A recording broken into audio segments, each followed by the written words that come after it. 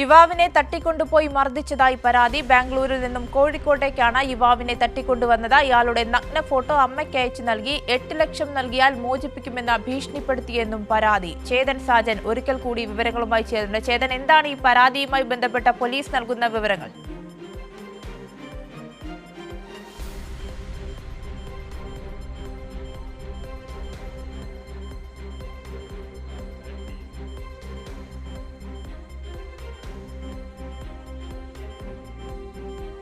ചേതൻ, കേൾക്കാമോ?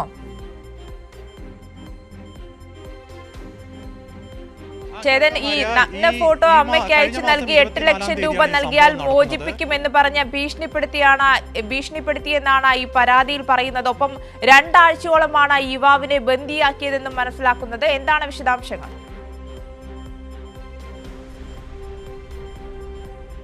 അതെ ആര്യ, ഈ കഴിഞ്ഞ മാസം 24-ാം തീയതിയാണ് ഈ കേസിന് ആസ്പദമായ സംഭവം നടക്കുന്നത്. ബാംഗ്ലൂരിൽ ഈ പരാതിക്കാരൻ്റെ സുഹൃത്തിൻ്റെ ഫ്ലാറ്റിൽ നിന്നും ഈ പരാതിക്കാരനെ തട്ടിക്കൊണ്ടുപോയി ഈ സംഘം 7 അംഗ സംഘമാണ്, 7 പേരാണ് നിലവിൽ ഈ വിഷയവുമായി ബന്ധപ്പെട്ട് കേസ് എടുത്തിരിക്കുന്നത്.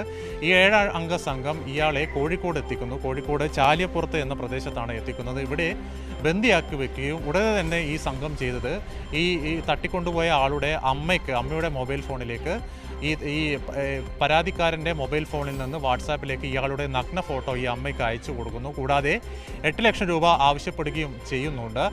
ഇതിൻ്റെ ഇത്തരത്തിൽ ഇയാളെ തട്ടിക്കൊണ്ടുപോകാനുള്ള അതൊരു റാൻഡം തട്ടിക്കൊണ്ടുപോലുള്ള മറ്റു കാര്യങ്ങളൊന്നും ഇപ്പോൾ പോലീസ് പുറത്തുവിടുന്നില്ല. ചേവായൂർ പോലീസാണ് ഈ കേസ് അന്വേഷിക്കുന്നത്. നിലവിൽ ചേവായൂർ പോലീസ് കേസ് എടുത്തിട്ടുമുണ്ട്. ഈ 7ഓളം പ്രതികളാണ് ഇതിലുള്ളത്. അതായത് മിഥുൻ കണ്ണൻ, മിഥുൻ പീക്കു, അമൃത, കൂടാതെ കണ്ടാൽ അറിയാവുന്ന 4 പേർ. ഇവർക്കെതിരെയാണ് കേസ് എടുത്തിരിക്കുന്നത്. 2 ആഴ്ച ഇവരുടെ ബന്ദിയായി കഴിയേണ്ടി വന്നു.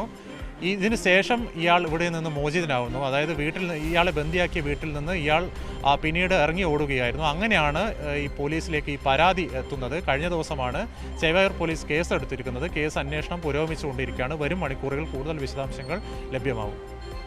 ശരി, ചേതനാണ് വിവരങ്ങൾ നൽകിയത്.